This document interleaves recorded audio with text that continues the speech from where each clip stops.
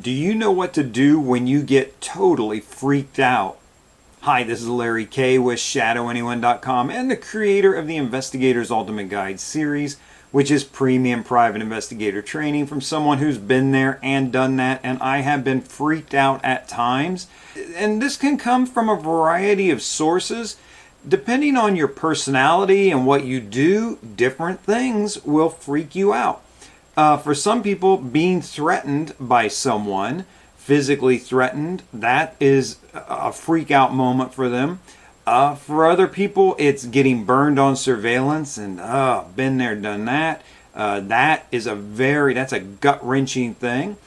For other people, it can be almost more academic in the sense of maybe it's being sued, or an account that you count on for, maybe credit card processing, or social media account you count on, or your website gets shut down. Those types of things get jammed up. Maybe you get a cease and desist letter from someone. Those types of things. So different strokes for different folks. When I was in basic training in the military, some guys could do push-ups all day long. It wasn't a difficult thing for them, and as far as punishment went, it didn't bother them. There were others of us who, we only had so many push-ups in us, so that was a great punishment. But for those guys who could do push-ups all day long, our company commanders discovered or knew from their training and the vast experience that the military has, they could just put these recruits at attention and stand them there, and it didn't take very long before just the stress of standing still got to them, and that was an effective punishment for them. So different strokes for different folks. You're going to hear some things that you say, that's not a big deal, don't worry about it. Then there are other things that, if it's happening to you, you go, wow, that is a big deal. So first things first, I would say always think in terms of get off the X. In other words, if you are in a position where things are physically dangerous for you, you got to move from where that is.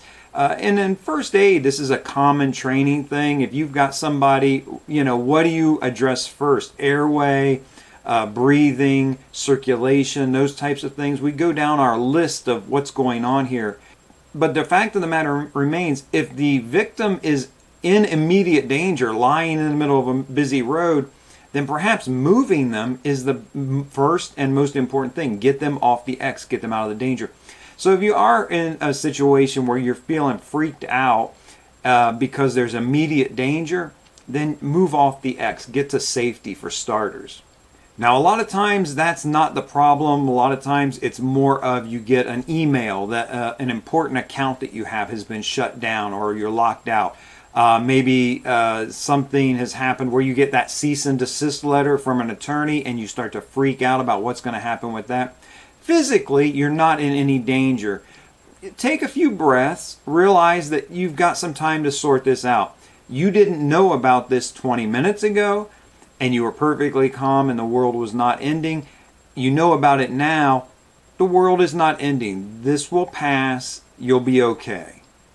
The next step to take, especially for something like that where you get upsetting news from a client, or you have to give bad news to a client, maybe something where you're being sued, you get served some process papers that tell you that you're in legal trouble now, so to speak.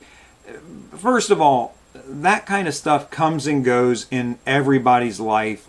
After you've gone through it once, it won't be as big a deal to you. After you go through it a couple or a few times, God forbid you got to do it that often, but it just becomes the course of action. But the second thing I would suggest is, unless your thing is really truly time sensitive, where, for example, if you've got to talk to a client and give them information, but for most of this stuff that freaks you out, that's bothering you, again, these cease and desist letters, for example, take a breath, give it 24 hours. Things are going to look different in the morning. The third thing I would suggest is don't talk to nobody about this. Just only your most closest trusted advisors. Hopefully that's maybe your spouse, who should be in life with you all the way and be able to help you out or comfort or soothe you. If it's an accounting problem, speak with your accountant. If it's a legal problem, talk to an attorney, your attorney. But don't be talking to anybody and everybody about this. It's none of their business. best, you're just going to freak them out. At worst, you're going to be leaking secrets or problems. And in the event of something legal, they may be called in the future to testify about, did you come to them? Did you talk to them? Your phone records may be looked at.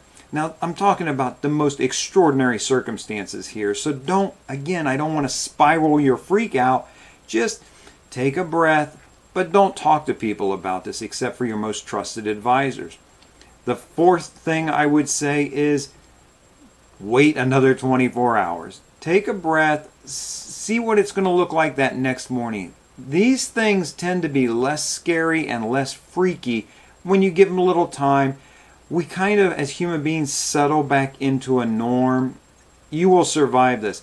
If you're being sued, this is not something that's going to be resolved in 20 minutes or 2 days, 2 weeks, 2 months. A lot of places, there's 2 years to sort these things out, and that's what happens. These things muddle through the court system. There's depositions and interrogatories and all these types of things, and frequently they're settled 2 days before the statute of limitations it comes up on these things. So, somewhere in the 1 year and 363 day type realm, this will be settled. If you have good insurance, probably your insurance company is going to be handling a lot of this and helping you with it. So just, again, if you're in the early stages, realize this is going to look and feel a lot different tomorrow and the day after that and a month from now. If I have to sum it all up, look, it's gonna be okay. Human beings, people in society, we go through this stuff all the time. We come out on the other side, and I'm talking about some horrendous, horrible things that you just, again, you feel like it's the end of the world, it's the collapse of your business, you're going to lose your license, whatever it might be. Take a breath. It's seldom that bad, and it's never the end of the world. At absolute worst, you're going to pivot and move on to something different. And I suspect even if that's what happens, I suspect years from now, you'll look back and you'll go, man, it really did work out for the best. If you're a Christian, I would suggest check out Romans chapter 8, verse 28. God makes all things work for the good of those who love him and are called according to his decree. I find great comfort in that myself. And whether or not you're a Christian, we all kind of believe this idea things happen for a reason. So whatever was going on in your life, it's happening for a reason. You're going to come out on the other side better and stronger and able to tackle bigger obstacles and problems because you went through this. In the meantime, I remind you, this is Larry K with ShadowAnyone.com. Remember, do the right thing, even if it's the hard thing.